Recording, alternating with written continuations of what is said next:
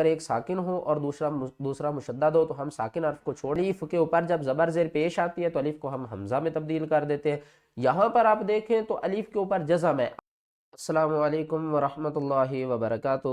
قرآن پاک کے مشکل ترین الفاظوں کو آسان تجوید کے ساتھ گھر بیٹھ کر سیکھنے کی یہ سیریز شروع ہے. اگر آپ قرآن پاک کو آسان تجوید کے ساتھ گھر بیٹھ کر پڑھنا چاہتے ہیں، اپنی غلطیوں کو درست کرنا چاہتے ہیں تو ہمارے ساتھ شامل ہو جائیے، انشاءاللہ آپ کی تجوید درست ہو جائے گی. آج کے سبق میں ہم سورۃ النحل کی آیات نمبر 71 اور 76 کو پڑھیں گے. اس میں جو مشکل ترین الفاظ ہیں ان کی پریکٹس کریں گے، ان کو پڑھیں گے، ان کے ہجے کریں گے، اسپیلنگ کریں گے اور وقف کرنا سیکھیں گے کہ کس طرح وقف ہوتا ہے. یہاں پر دیکھیں طا کا وقف ہے، اس کو کس طرح پڑھنا ہے. اور اکثر لوگ اس ورڈ کو پڑھتے ہیں بیرا آدی، یہ غلط طریقہ ہے. صحیح طریقہ کیا ہے اس کو آج ہم پڑھیں گے. اور اس کے بعد طا کا مطلب کیا ہے، اور دیکھیں تو وقف کی صورت میں حمزہ کو کس طرح پڑھنا ہے اور وصل کی صورت میں کس طرح پڑھنا ہے. آج کے سبق میں اس کے بارے میں بتاؤں گا. اور آگے چلیں تو سورۃ النحل کی آیات نمبر 76 میں دیکھیں تو لاسٹ میں بھی طا آ رہا ہے، اس کے اوپر لام آ رہا ہے، اس کو کس طرح پڑھنا ہے. اور یہاں پر دیکھیں ایک جو جیم ہے وہ ہے مشدد، ہا ساکن پھر ہا مشدد. اور آگے دیکھیں تو یہ الف کے اوپر دالنما شکل ہے، جزم آ گئی. اس الف کو پڑھنا ہے یا نہیں پڑھنا آج کے سبق میں اس کے بارے میں مکمل آپ کو سمجھاؤں گا.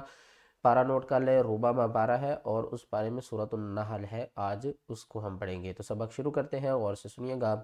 اعوذ باللہ من الشیطان الرجیم، بسم اللہ الرحمن الرحیم.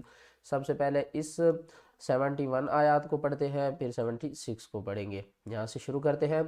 فَمَا الَّذِينَ فُضِّلُوا. یہاں پر دیکھیں تو میں نے آپ کو تقریباً ہر ویڈیو میں بتایا ہے کہ الف سے پہلے جب زبر آتی ہے تو الف کو ہم ایک الف کی مقدار کھینچ کر پڑھتے ہیں، یعنی کہ یہ حروف مدہ بن جاتا ہے. جیم کا مطلب کیا ہے؟ جیم کا مطلب ہے کہ یہ 50% ہے. اگر یہاں پر ہم وقف کریں تو ٹھیک، نہ کریں تو آج تلاوت کو کنٹینیو کر سکتے ہیں. یہاں پر دیکھیں تو الف سے پہلے زبر ہے، حروف مدہ بن گئی، لیکن حروف مدہ ہم نہیں اس کو بنائیں گے. کیوں نہیں بنائیں گے؟ کیونکہ الف کے بعد دیکھیں تو تشدید ہے، الف خالی الف خالی الف، ٹھیک ہے نا. اور آگے دیکھیں تشدید کا کام کیا ہوتا ہے؟ اپنے سے پہلے متحرک حرف کو ملاتا ہے. تو الف بھی خالی ہے، دوسری الف بھی خالی ہے، تو متحرک حرف کون سا بنا؟ میم بنا. میم کو ہم لام سے ملائیں گے، لام کے اوپر سختی کریں گے. کس طرح؟ فا زبر فا، میم لام زبر مل، لام زبر لا. فَمَلَّ، ذال یا زیر ذی، نون زبر نا. فَمَلَّذِينَ. آگے دیکھیں فا کو دواد کے ساتھ ملائیں گے، دواد کو موٹا بھی پڑھیں گے اور سختی کے ساتھ بھی پڑھیں گے. فا دواد پیش فد، دواد یا دواد زیر دی، فدی، لام واو پیش لو، فدلو. فَمَلَّذِينَ فدلو. آگے دیکھیں بیرا آدی آپ نے نہیں پڑھنا.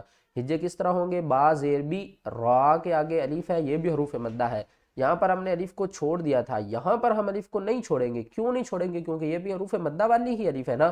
لیکن چھوڑے یہاں پر نہیں چھوڑ سکتے. وجہ کیا ہے؟ کہ اس کے اوپر مد ہے. مد آ گئی تو الف کو بھی پڑھیں گے، دال کو بھی پڑھیں گے، را کو بھی پڑھیں گے. ان تینوں کو اکٹھا پڑھیں گے. ان کو ہم نے دو الف کو چھوڑ دیا تھا نا، تو ان تینوں کو ہم نے اکٹھا پڑھنا ہے. ہجے کس طرح ہوں گے؟ با زیر بی، را الف دال، مد زبر راد. اس کو ہم نے 3 سے 5 الف کی مقدار کھینچ کر پڑھنا ہے. اس کو مد کو ہم کہتے ہیں مد متصل، یعنی کہ بڑی مد کہتے ہیں، ٹھیک ہے.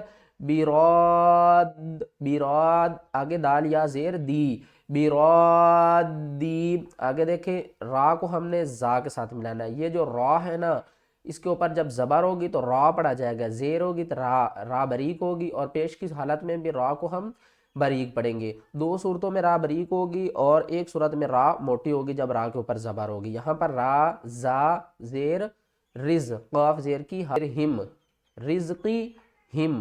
آگے عَلَى مَا مَلَكَتْ أَيْمَانُهُمْ فَهُمْ فِيهِ سَوَاءٌ.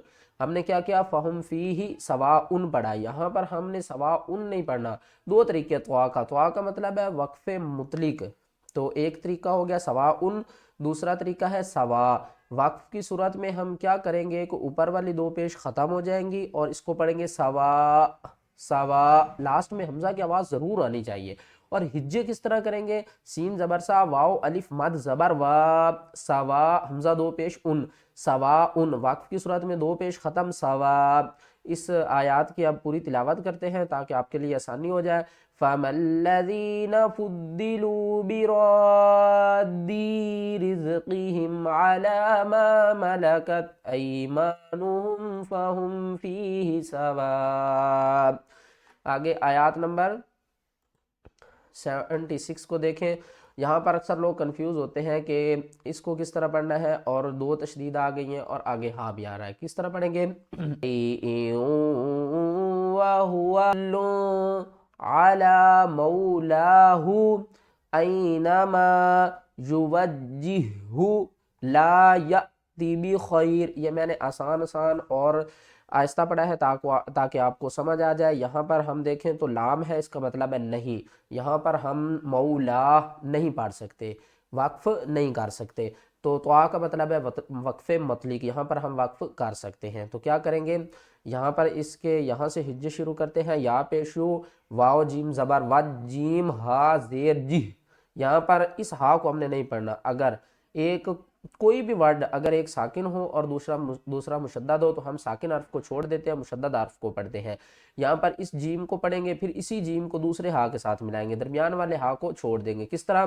یا پیشو واو جیم زبر ود جیم ہا زیر جہ یوجہ، ہا پیش ہو یوجہ، لام الف زبر لا یوجہ لا۔